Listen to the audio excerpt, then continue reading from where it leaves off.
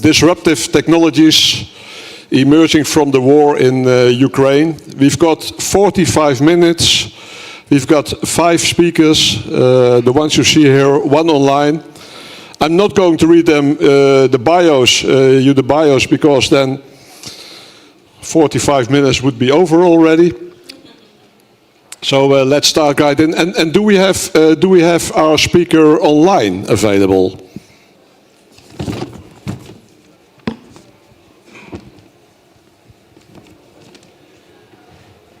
Dragos Tudorache, is he online? He's not. Michael Summers, let's start with you then. Because telling about disruptive technologies out of Ukraine, who else could we better have than you, coming straight from Ukraine? The floor is yours. Thank you very much. I'd like to ask to show my presentation. It's not really a presentation, several video, just to show the progress of disruptive technologies in Ukrainian battlefield, which Ukrainian forces using every day. Could we see the slides? Do we have the slides available? Not yet, okay. So I will start the definition of what is going on now on the battlefield. As we started 2 years ago, 2 years and 3 months, if we're talking about the exact of the February 2022, it was understanding that Russians trying to use the mass and Ukraine trying to use the asymmetry, because it's impossible to fight with Russians and the same level of resources. It's absolutely simple. Actually, I a little bit changed the title, the lessons for the future, but I think it's the lessons for the now, because at least for Ukraine, and I hope for Europe, because the future defining just right now. Next slide, please. I will show these several short videos. Next slide. Or maybe we have a remote control here, I think. I didn't have any instructions. Okay. Neither did I, Michael. How it works, I don't know. There is? No? Oh, yeah. This is video which is using the land platforms and air platforms, autonomous platforms in one battle, but one unit, of Ukrainian unit, to use the FPV drones together with land platforms against Russian forces. And this is the combination of robots from the land and from the air. And this is reality. It's not a test range. It's a battlefield. And of course, it's pretty effective, I would say. If we're talking about this is another video, how Ukrainian land drone getting the Russian UAV drone down by electronic warfare and just transporting it to Ukrainian soldiers, Ukrainian forces who are waiting for it. It's another example. Next, this is example of this is Russian video, by the way. This is Ukrainian Sea drone, but surprisingly with MLRS already. So it's a next step of designing, development of Ukrainian Sea drones, which is famous to destroy Russian traditional fleet, like Ukraine has a Mosquito fleet now. And this is the official picture of these Sea drones with MLRS, with pictures of testing it on the range in the winter. As we see, the picture is from the winter, and now we saw the first time we use it. Another example, this is a Sea drone with air defense missile, which is pretty surprisingly for Russian helicopters and aircrafts in Black Sea. If you are trying to find the Sea drones could find you, and it will be a bad surprise. So I'd like to actually focusing on the couple of the points. Actually, we don't have a time to discuss wider, but I started to say that in February 2022, Russia used a mass, but Ukraine used asymmetry. Asymmetry means high technology, what we're talking about for 2 years and more. Now the situation changed because Russians started to use mass plus adaptation. They started to copy Western and Ukrainian technology, Western and Ukrainian tactics. For example, they started to use network-centric warfare very, very effectively. They started to use a lot of reconnaissance drones on the depth of 100 kilometers beyond the Ukrainian defense lines. They make a target acquisition and send the information to vertical of command post and of course the weapon.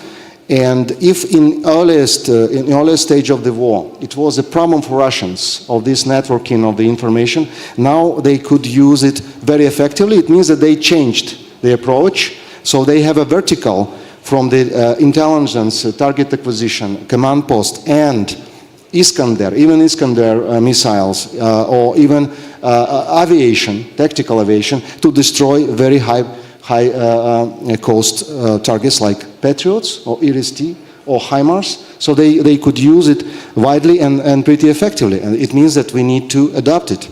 The problem is not now that Russia is trying to copy us, and they have massive resources, and unfortunately sanctions don't work. Russia find the friends, North Korea, China, because China is the hardcore of the system. Russia selling the oil to China for yuans. After this, they invest in yuans to North Korea. North Korea invest in yuans to China because China supplying with raw materials, components, microelectronics, all of instruments to North Korea and Russia, and they produce an ammunition which is actually used in Ukraine. So this is a new reality. So what is the conclusion for Ukraine and allies, for Europe, NATO? That we need to use asymmetry, of course, high technology, but in the same time, we need to be ready for mass production, the scaling of everything. Because it's not enough to have two systems, very high technology, because it's impossible to use on the front line of 2,000 kilometers. It's impossible to use against Russia. So we need to have a capability to scale. Of course, the ammunition is one thing, but we need to scale air defense system, to scale the very adaptive systems of drones, because drones and electronic warfare fighting each other every day, and every day we need to adapt it. The problem for Russians, for example, they have a centralized industry. Yeah, a couple words, centralized industry. And they could produce the FPV drones, but the problem for them, they cannot adapt the frequency every day, because they have a stable frequency in all of FPV drones. Ukraine has another approach. We have a lot of producers, and we have open code. So this is Ukrainian asymmetry here. Conclusion, Ukraine asymmetry plus mass together with France against Russian mass and adaptivity. Thank you. Yeah, Mikhailo, we always say that imitation is the highest form of flattery. But in this case, I wouldn't want to be flattered, I would say. Thanks. Let's move on to Jean-Marc Wrigley. From the Geneva Center for Security Policy and head of global and emerging risks. So you're responsible for all of this. Yeah, try to think about that, yes. So, thank you for the invitation. Yeah, I was given 5 minutes to talk, so I'll probably go very fast about what I was about to say. Yeah, doesn't seem to work. All right, here we go. So, my presentation is based on this. That paper you can download for free on our website. With my colleague, we analyze how emerging tech are being used in Ukraine. And in this presentation here, what I'll talk about is mostly about AI and the role of AI, artificial intelligence, in warfare. We have tried 3 types of the use of AI in warfare nowadays. This is a force multiplier, analytical enabler, and a disruptor. And we kind of see some of these emerging in Ukraine. as an analytical enabler, probably this is the most uses of AI nowadays. As a force multiplier, autonomy is being talked about a lot. AI autonomy is still in question. You have this article about whether the Ukraine have managed to develop AI that are fully autonomous based on AI. I would question that. Haven't seen the evidence yet, but this is a growing trend in conflict. And as disruptors, as you'll see, it's about disinformation and the way AI can be used for subversion campaign. So what is new with this conflict probably is that every citizen in the country has become a sensor and generates data. And if you know how to tap into this data, then you can basically leverage your defense. And the Ukrainians have done it on a couple of occasions, for instance, with this application that connects the artillery with Russian units underground, or at the start of the air campaign against critical infrastructure with the Iranian Shahed 136. The Ukraine did not have enough of capabilities to have an effective air defense system, so they created an application where any citizen could take a picture and then you geolocalize where the picture has been taken from, and you can identify and automatize that process. So AI now, in terms of an analytical enabler for intelligence, is something that we can see on the battlefield. Then drones, obviously, is something that was already talked about. This is the conflict where we see the most resort to drones. And one of the key aspects of drones is that they had made the battlefield extremely transparent and lethal. And that is something that has to be taken into account nowadays. But what is interesting also is that, in a way, it's much more difficult now to concentrate mass against when faced with drone.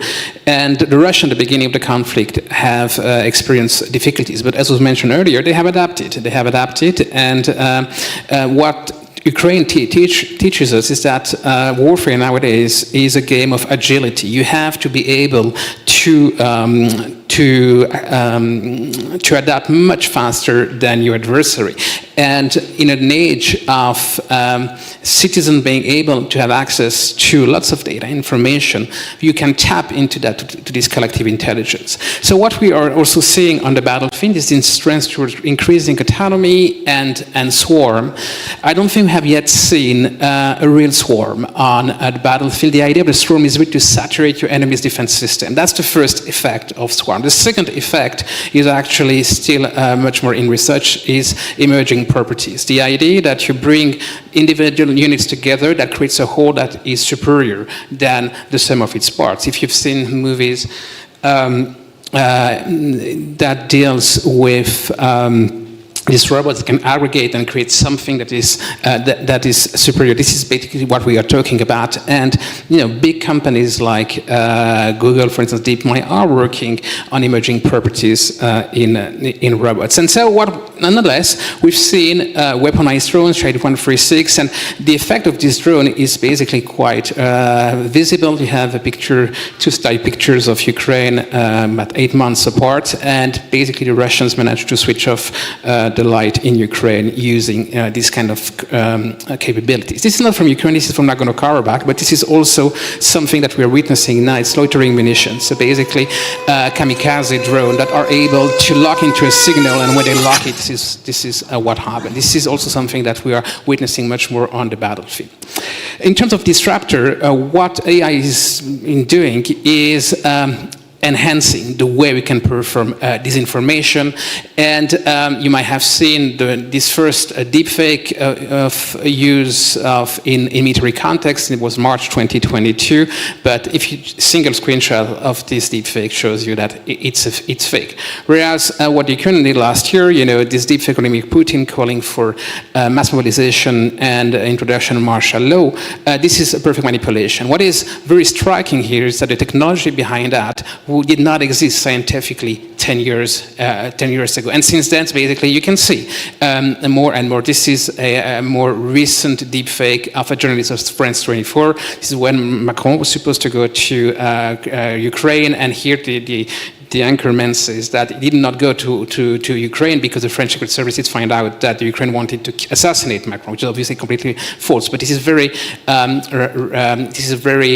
realistic. So what deepfakes are doing is that they basically target a key asymmetry that as a human being we have, which because of psychological biases, we tend to, the outcome of these biases is that truth spread much slower and to a wider audience than lies. And so with digital and AI, basically algorithms are able to learn from us, and they are becoming more and more convincing, to the point that now machines are showing as much as empathy or even more than human being. And that obviously opens the door for massive manipulation, because we haven't yet seen that in Ukraine, but with the commercialization of now virtual reality goggles, these tools will actually track your eyes movement, and you can also equip them with neuro sensors that will basically start to monitor your brain activity. And so what you will be able to do, these companies will be able to actually correlate what you see with just your emotional states. And with that, we're entering a new era of cognitive warfare, which is completely new. This is not just about influencing what you do, it's about understanding how you think in order to control how you act. You can also read this publication. I'm finishing here. For the key lessons. The key lessons about Ukraine so far is that, yes, there has been emerging tech that have been used, but we have to be careful not to read too much into that. We are still the infancy of where these technologies are taking us. Some of these technology are already making some breakthrough, but as any technology in the military, it has to be used in a comprehensive framework that deals with doctrine and understanding your adversary. And therefore, as for now, AI is not the silver bullet that some people are talking about. Nonetheless, we should definitely watch carefully the development in this field as well as in neurotech, because that will probably change the way we'll have to think about disinformation in the future and manipulation. Thanks.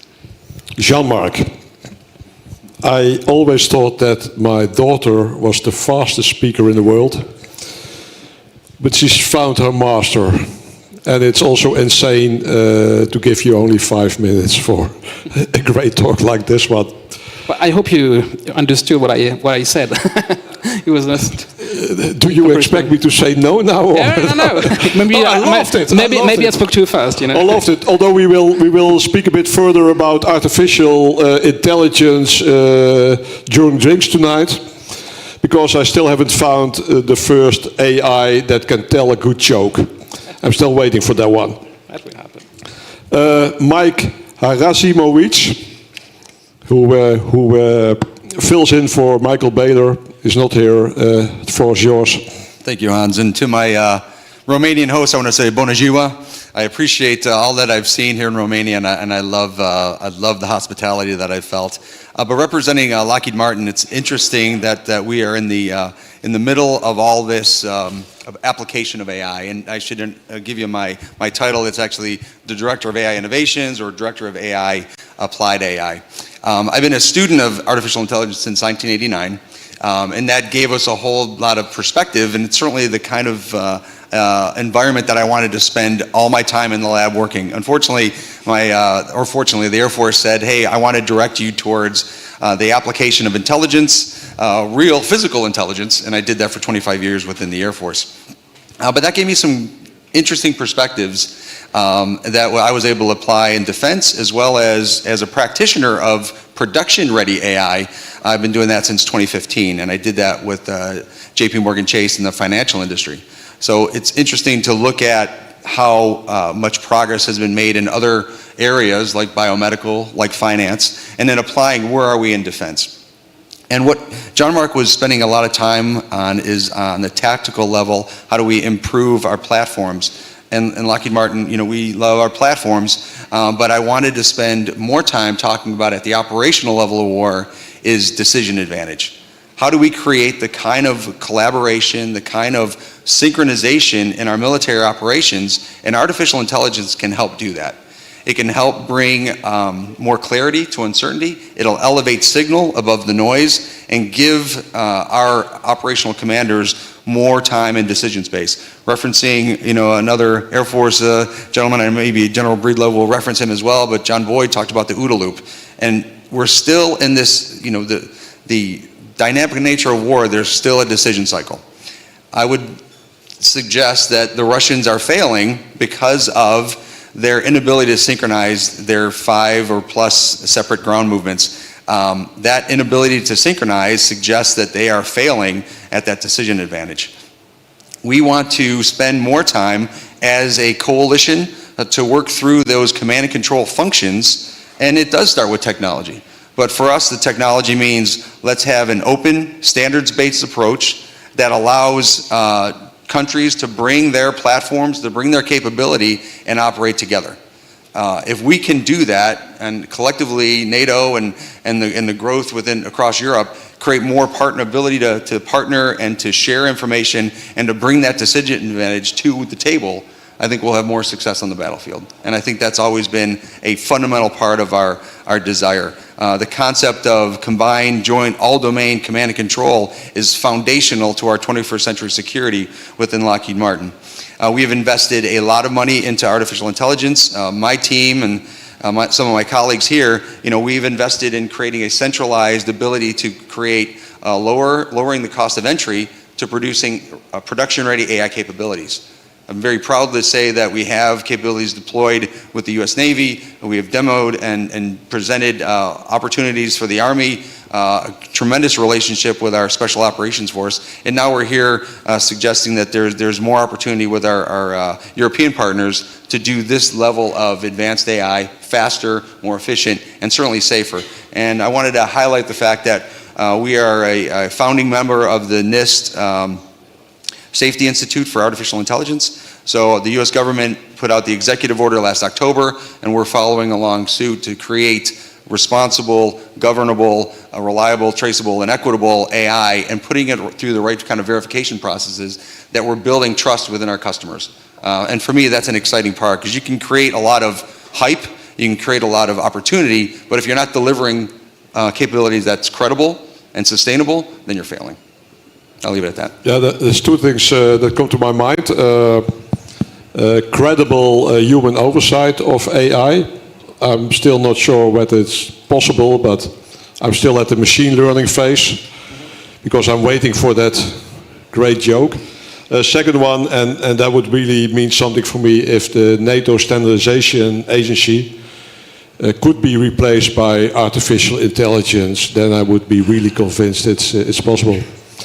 General Breedlove, at one of our earlier meetings during a conference, we found out that I once served under you with layers and layers of hierarchy between us, of course, but really honored to have you with us here today. Okay, 3 quick statements, 2 of them not provocative, 1 provocative, so we can quickly get to questions.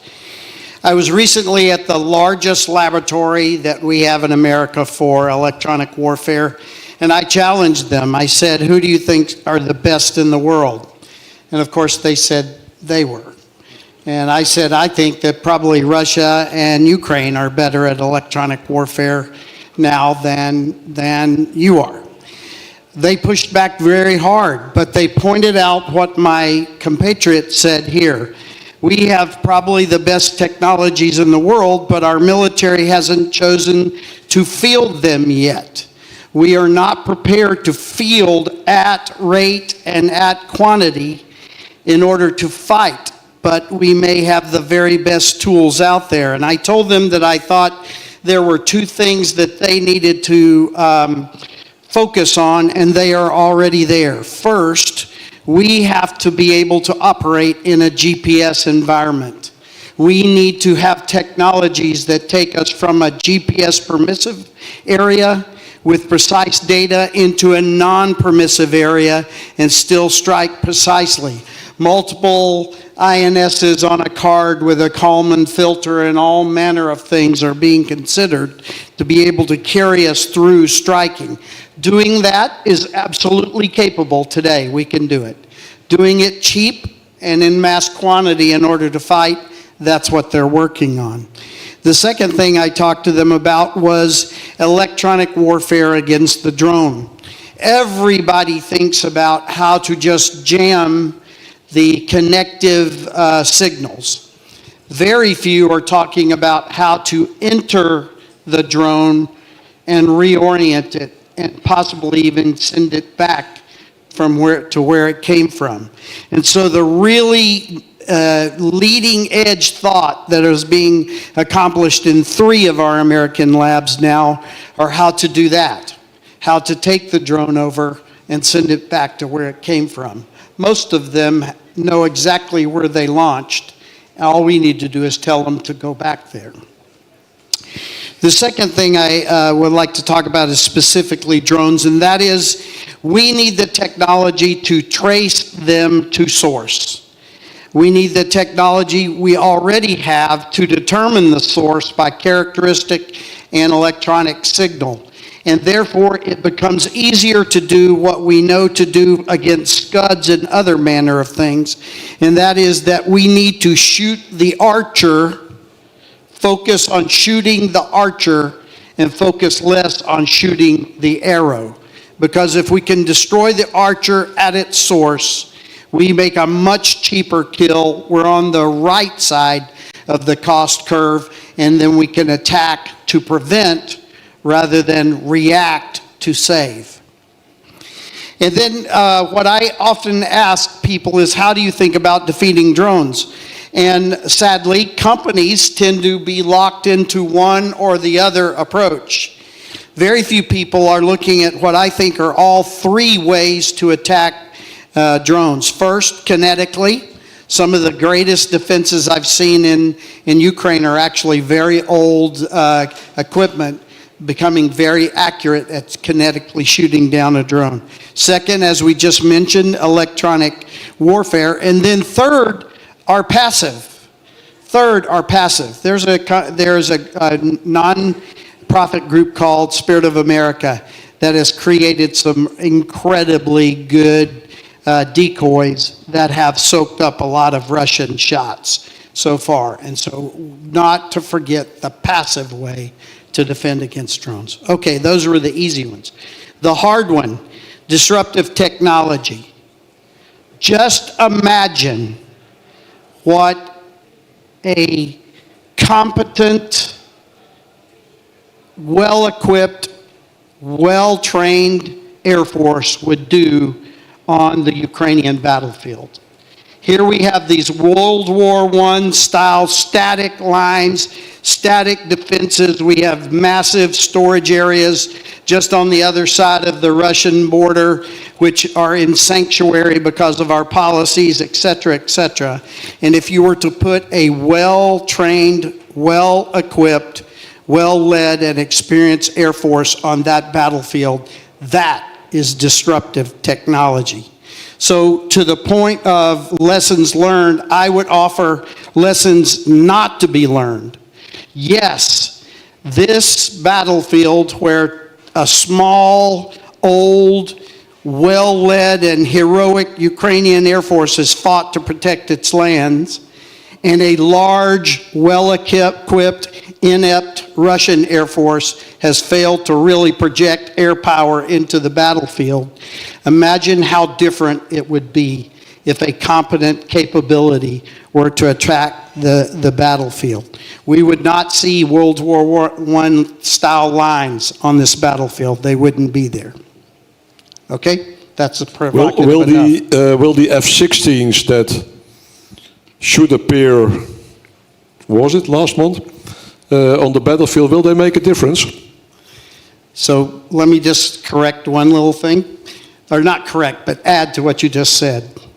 So how long have we been trying to get F-16s, or let's not say F-16s, a 4th generation aircraft capability to Ukraine? Anybody have a guess? It was identified in 2012 that we needed to get fourth generation aircraft at least to Ukraine. The U.S.-Ukraine Commission, commissioned by my predecessor, Admiral Jim Stavridis, and the work finished by my crew at UCOM at the time, over 12 years ago, identified that we should begin this process. So for 12 years, we've known we needed to do this. And how many fourth generation aircraft are flying for Ukraine right now? Mikhailo? Yeah, we're 0 for 14 or 12 years. So we're running pretty far behind. The F-16 will make a difference. The F-16 plugged into an excellent command and control, sensing and executing network using all the tools talked about by several people here. Enabled by that network, the F-16 will do some incredible work. An F-16 all by itself on the battlefield, not connected to that network of sensing, command and control, and so forth, will have an impact, but it will not be the impact of being plugged into a great network of sensing, discerning, and command and control. Mike, Phil mentioned cheap, which brought to me something that an American colleague once said to me, New York ladies, they are easy, but they are not cheap. Probably we as a government should be a bit more easy in buying stuff and dealing with industry. I'm still saying we. I've been out of the military for 5 years now, but the cheap part is quite difficult. Well, I think you get what you pay for, and certainly to build in reliability into the weapon systems. As we were talking about, creating that verified and validated artificial intelligence takes extra, there's performance costs, as well as physical costs to do that effectively. So creating pipelines of validated, certified weapon systems, which we've been able to have positive outcomes with the Navy and the Air Force, that does take time and it does take money. And that's not going to change. And standardization, Jean-Marc? I'm asking this to a Swiss guy or? Well, what about standardization? Are we able to standardize the different norms that are there? We were talking about open standards for military equipment, and we know that if there's a different way to do things different for commercial reasons, it will be done. Yeah. There are two ways to tank an airplane in the air. It's either like this or like that, but not one way. Yeah. Same NATO. Sure, that's actually a huge issue on modern battlefield. And what Ukraine shows, so you have the problem of interoperability between partners, and you are already, I mean, the standardization office at NATO is about that. You know, as a Swiss learning the hardware in the 90s, because the first time they sent helicopters at the time it was in Albania, they had to be escorted by helicopters from NATO because they were showing up on the friend and foe system as foe. And so even Europe, Switzerland has to adopt this standardization. But what Ukraine shows is that the Ukraine also have to tap into commercial technologies. And what was just mentioned by a representative here of the industry is that it takes time. And modern conflict shows that you have to be very agile. And so the issue in the future will be how can you develop norm where actually civilian commercial technology can actually plug into your military. You know, and that creates lots of issues in terms of security, confidentiality. But if you want to be agile, you have to be able to have standards that will make you agile much faster, I think. And the challenge is there. It's crazy that my iPhone can call an Android telephone without a problem. But if I want to radio a German colleague, it's impossible. But Phil, I said something stupid about Air Force because I saw you react. No, and actually you two just kind of covered it. I just wanted to restate what I thought I heard you say. We need open architectures and networks with very stringent standards. And just as you mentioned, that's the iPhone. If you want to get your app on the iPhone, you don't get a lot of latitude in the things that you use to do that, but it is an open architecture, and that's what we need. We've got time for questions. No questions? Then I'll give John Mark the word again, and he will certainly fill the time. But we're able to do this. We're able to do this ourselves. Mikhailo, what's needed most? Because in the start of this conference, we saw Ukrainian leadership putting the wishing list or the shopping list again on the table. But what does Ukraine need most at this moment? Yeah, of course, we are talking about the capabilities. So it's not a weapon, it's not a system, it's a capability, and it depends what we're thinking about to do in this year. So some partners advising us to be in defense, so it means that we need to keep our defensive capability. But I'm sure from my point of view, and we discuss a lot in Ukraine, that 2024 is a crucial decisive year for this war, because we don't know what happened in 2025. First of all, in the United States. Is that a military remark or is that a political one? I think it's everything iterated already. And that's why I think we need to think about the offensive. And offensive, it means the capability for long-range effect and impact on the theater. And if we're talking about the center of gravity of this war, it's a Black Sea and Crimea. And again, I want to say that we need enough long-range capabilities, including, of course, the ballistic missiles, the air power, maybe not, let's say, the air power possible to stop the Russians, but at least to support our operations toward blockade the Crimea and try to change this theater on the south. Because for this war, the south is the crucial element, not Donbass. Even Russians trying to put, of course, the initiative on Donbass, but for Ukraine it's absolutely clear, the Crimea. That's why the conclusion that we need the capabilities allow us to have impact on the 300 kilometers, because it's a theater depth of Crimean theater, to destroy and to shape battlefield enough to at least blockade Crimea. And after, of course, we're dreaming about the occupation, but at least blockade it in 2024. And if you look at it from a military point of view, a border is silly anyhow, I believe. But Philip, offensive is always good. Offensive good, defensive bad, or? No, that's not where I was going. I apologize to any of you that were in my earlier panel, but I feel like I need to answer this question again because we kind of had it this morning and I think it's important.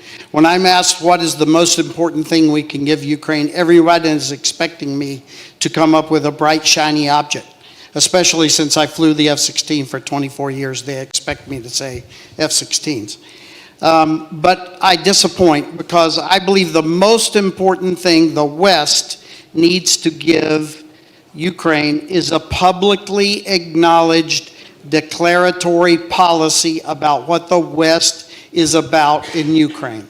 I will pick only on my country because it would be unfair to pick on yours or anybody else's. In America, our president and others are often saying, we're going to be there as long as it takes, or we're going to give them everything they need.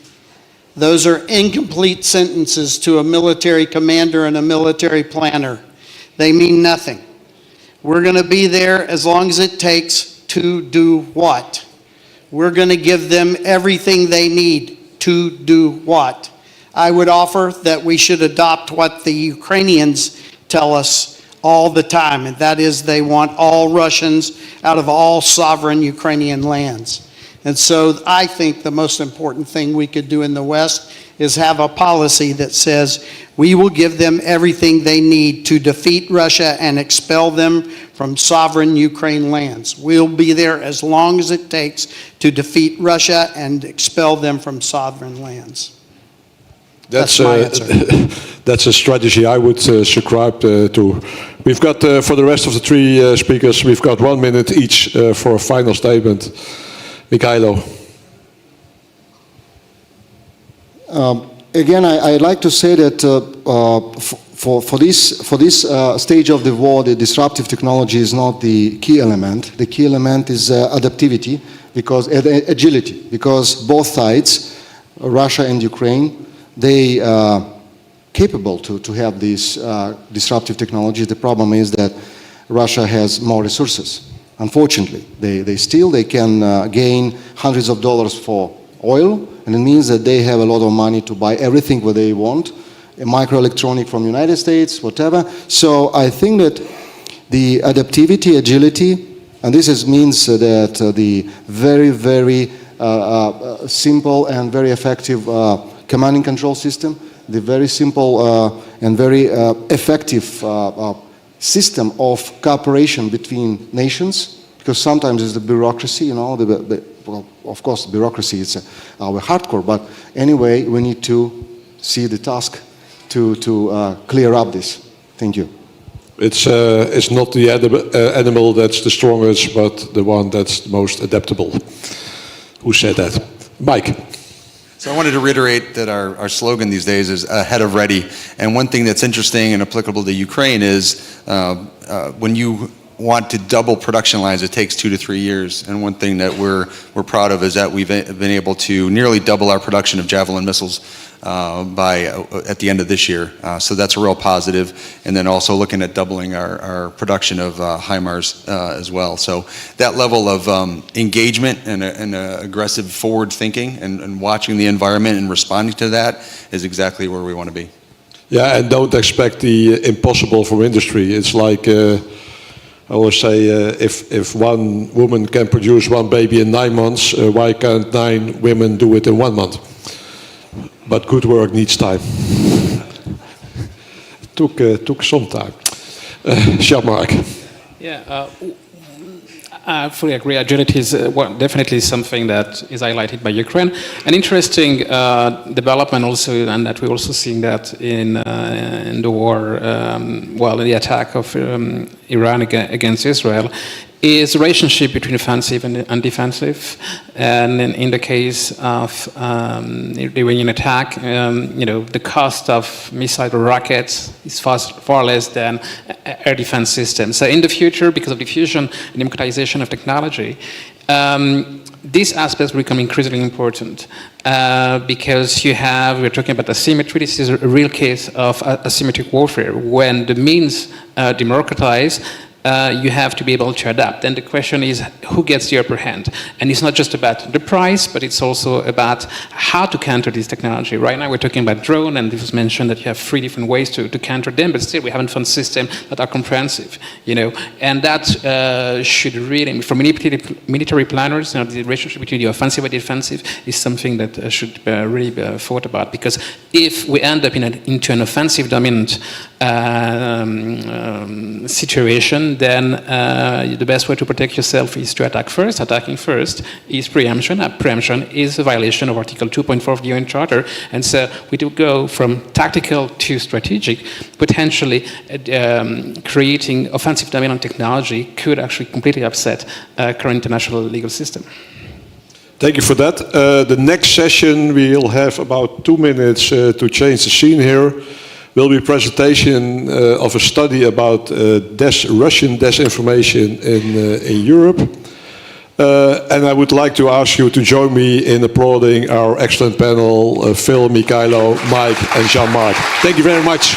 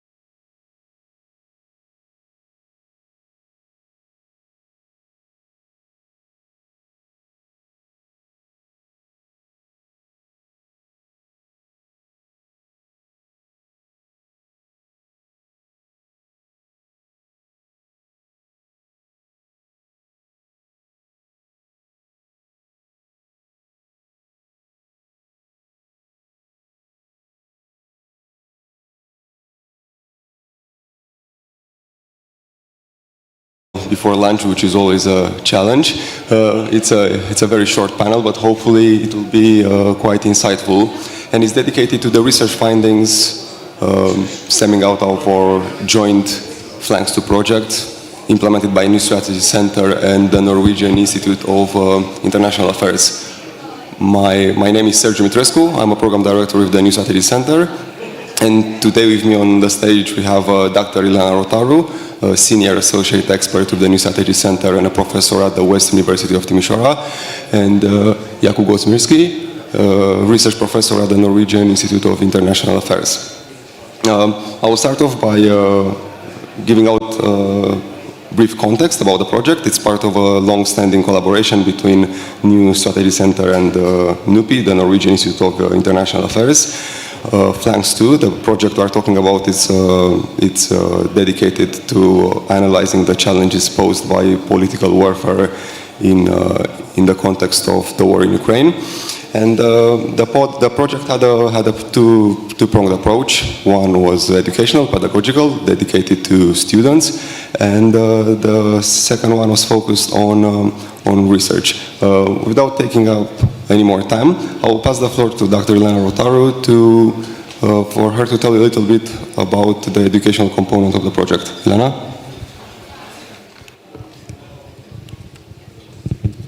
Thank you, Sergiu. And thank you for inviting us to this short panel in order to present you the conclusions of our research.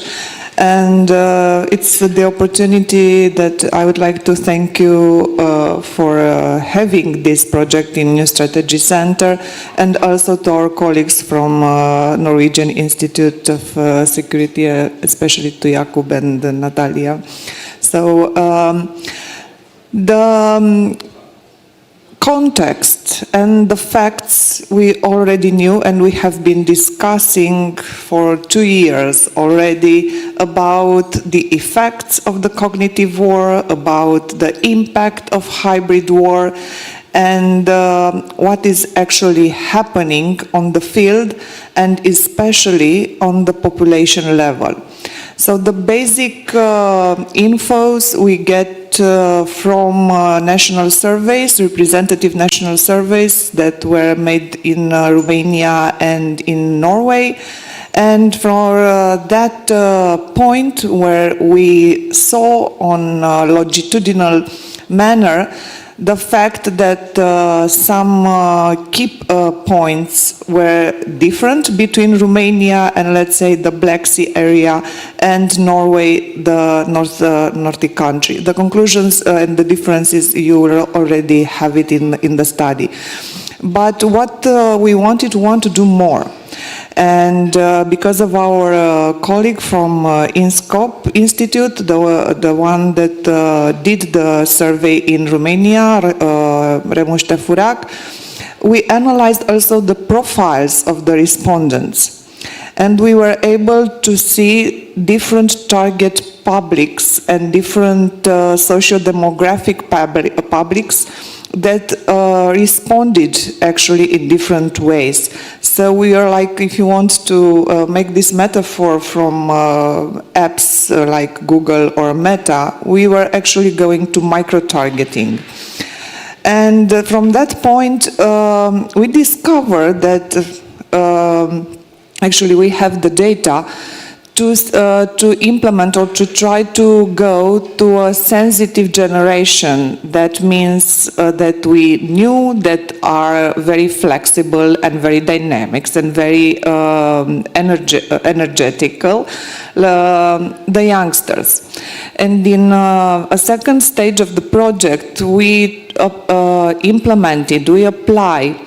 a methodological plan of education, a non-formal model of education that we had implemented before with success 2 years ago, and actually a few months before the war started in Ukraine, also in Romania. And in our point of view, could have been useful in order to deliver the critical competencies, the critical thinking, and also the skills to counteract actually the disinformation campaigns and propaganda towards the youngsters.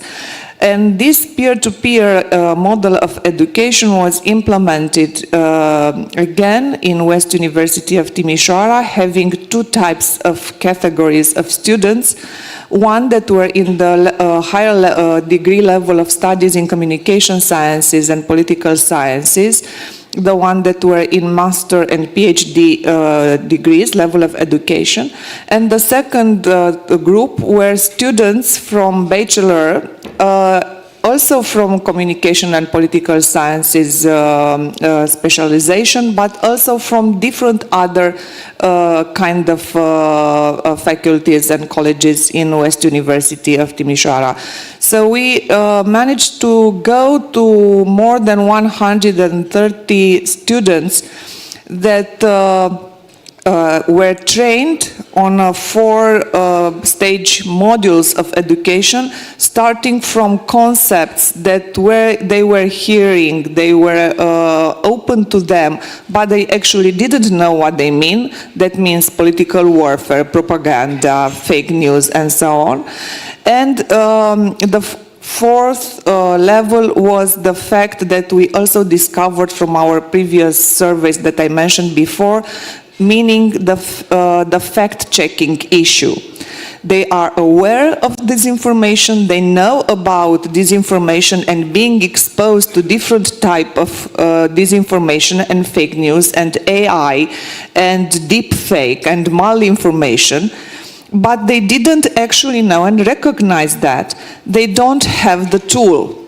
And they don't know exactly where to look for those tools, cognitive and practical and applied. The training was successful. We had also evaluation and assessment of the training, and I think now I'm almost sure that this type of education, of peer-to-peer model of education in fighting or counteracting disinformation and cognitive war is successful, not only for going to the youngsters because we know that they are digital natives. They know and they love to and being submersed in within the technology and into the virtual space.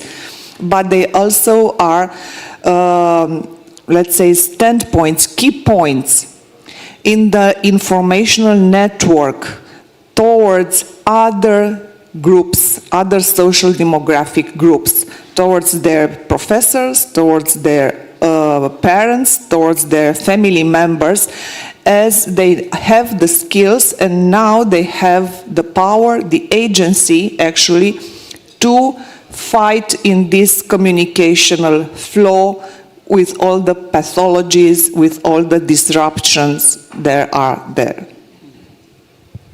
Thank you, Ilana. It was indeed comforting to hear that there is a remedy to the infodemic that we're currently experiencing.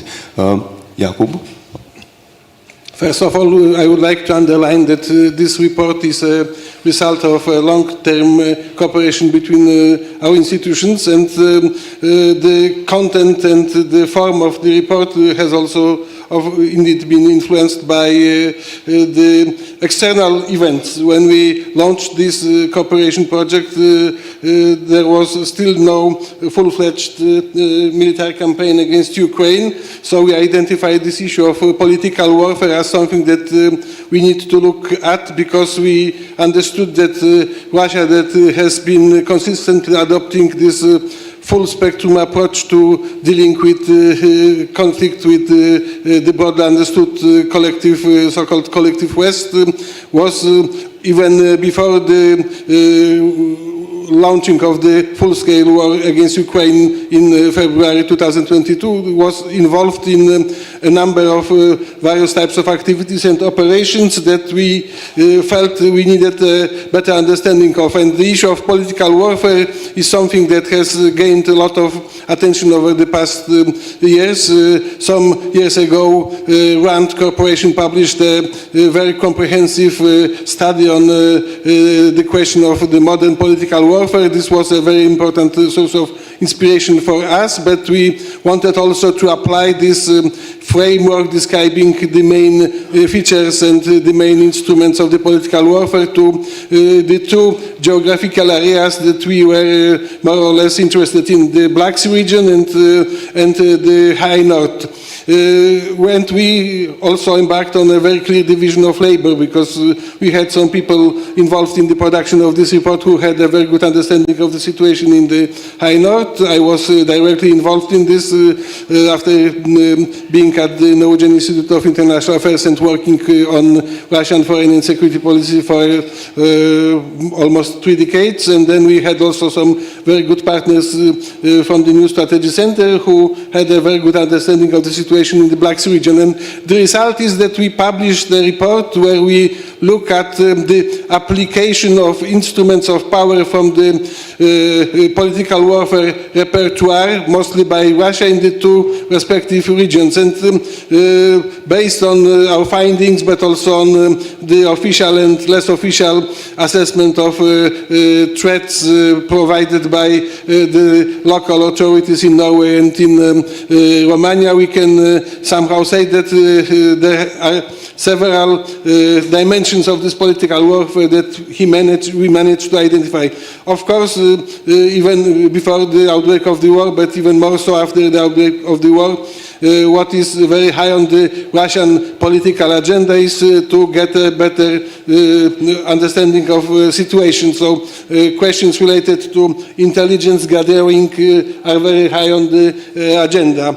But as Ilana mentioned, we also understand that Russia conducts its political warfare type operations not only through using those intelligence gathering institutions, but an important element of the political warfare as understood by Russian policymakers is also the issue of how to influence political processes and political decisions and the public mood in the countries that are targeted by those operations. And we paid a lot of attention to the issue of information type operations in the two countries in question. And then we also understand that there are also some serious concerns aired by the official institutions that are responsible for taking care of the security of the countries in question. That on a couple of days ago, the Norwegian Intelligence Service and Norwegian Counterintelligence Service published a joint statement on the increased probability of some sabotage measures being taken by some unfriendly countries on the territory of Norway. So we see that this issue of political warfare, various utterances of political warfare, various aspects of political warfare is something that is not going to disappear from the public space. We know that it's sometimes very difficult to attribute actions to specific actors, but having in mind the broader framework and the broader situation in Europe and globally, we can often assume that those unfriendly operations are conducted first and foremost by those countries who have some interests in undermining the stability in the countries in question, in this case Romania and Norway. And we also understand that when launching this type of operations, they adopt something that could be described as a tailored approach. They have relatively good understanding of the, for instance, internal political divisions in countries in questions, and try to play this game of influencing various political milieus in order to promote what they define as Russia's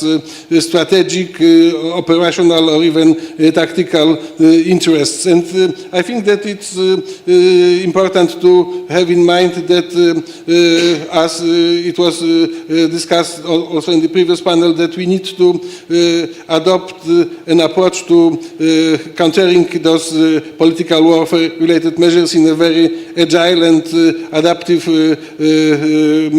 way, because we know that this information and political warfare battlefield is also undergoing a number of changes, so we need to be able to identify what is being done against us and to adapt measures that will be effective in countering those malign operations. And what Ilana was talking about was a very good example of what kind of measures can be implemented on our side to make those political warfare-related operations less effective. And we have been given only 15 minutes to share our thoughts with you.